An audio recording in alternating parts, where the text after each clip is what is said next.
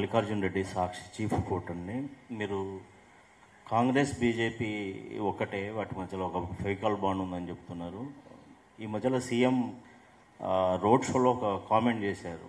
ఏంటి అంటే, కాళేశ్వరం సిబిఐ విచారణకు ఇచ్చినాము, నవంబర్ 11 లోపు వాళ్ళిద్దరు బీజేపీ బీఆర్ఎస్ ఒకటి కాకపోతే ఎఫ్ఐఆర్ నమోదు చేయాలని చెప్పేసి అన్నారు. దీని మీద మీ కామెంట్ ఏంటి? 2 ఏళ్ల నుంచి నువ్వేం చేసినావు?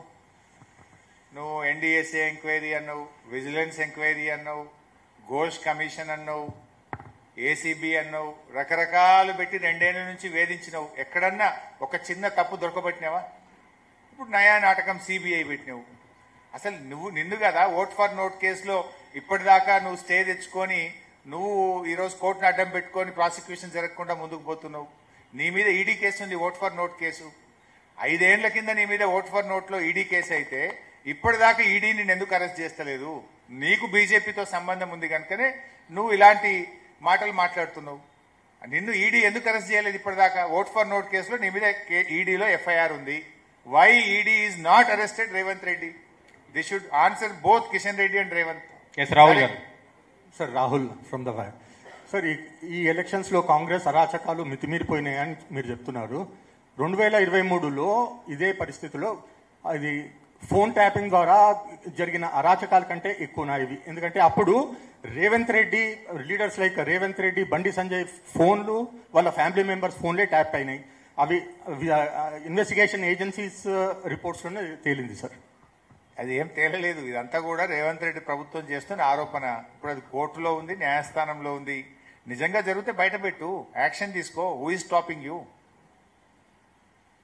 సార్, రమేష్ రెడ్డి సార్, ఈనాడు కాంగ్రెస్ ప్రభుత్వం, రేవంత్ రెడ్డి నాయకత్వంలోని కాంగ్రెస్ ప్రభుత్వం ఈ ఉప ఎన్నిక రెఫరెండంగా మీరు భావిస్తున్నారు?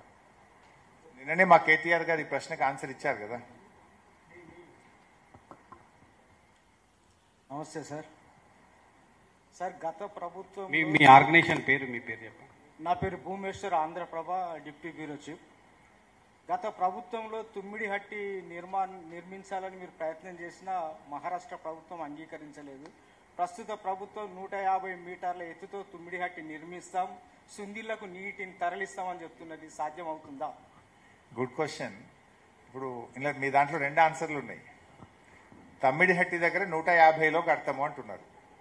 150 సరే, అది మహారాష్ట్ర ఒప్పుకుంటుందా ఒప్పుకోదా సెకండరీ. ఒప్పుకున్నదని అనుకుందాం. 150 కట్టి కూడా తీసుకోగలిగిన నీళ్ళు ఎన్ని? 80 టీఎంసీ, 80 టీఎంసీలు మాత్రమే. మనము ఈరోజు కాళేశ్వరం ప్రాజెక్టు ద్వారా వాడుతున్న నీళ్ళు ఎంత? 280 టీఎంసీ, 280 టీఎంసీలు. మరి 80 సరిపోతాయా? అప్పుడైనా కాళేశ్వరం కావాల్సిందే కదా. This is number 1. Number 2, Tummidihatti నుంచి ఏడికి తెస్తామంటున్నారు? సుందిళ్ళ బ్యారేజ్కి తెస్తామంటున్నారు. నువ్వే ఏం చెప్తున్నావు?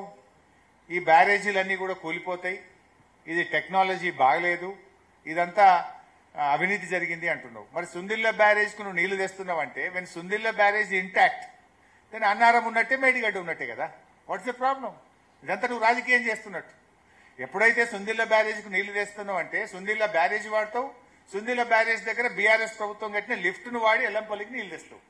మరి సుందిళ్ళ బ్యారేజ్ పనిచేసినప్పుడు, సుందిళ్ళ లిఫ్ట్ పనిచేసినప్పుడు అన్నారం మేడిగడ్డ కూడా పనిచేస్తాయి కదా. 3 బ్యారేజీలు అదే టెక్నాలజీతోనే అదే గోదావరి నది మీద కట్టినాం కదా. Then there is no issue. అంటే నువ్వు చేస్తున్నదంతా రాజకీయము, రాద్ధాంతం తప్ప. నువ్వే సమాధానం చెప్తున్నావు. Sundilla, Annaram, Medigadda is perfect, intact, they are useful. With a small repair we can use Medigadda.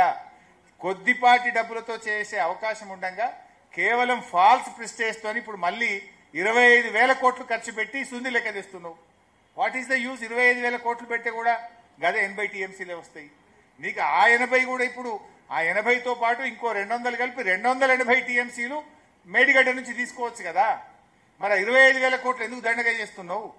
కాంట్రాక్ట్ల కోసం, పర్సెంటేజ్ల కోసం. Thank you. ఎస్ సార్, నా పేరు భుజందర్ సార్, మన తెలంగాణ రిపోర్టర్. రాహుల్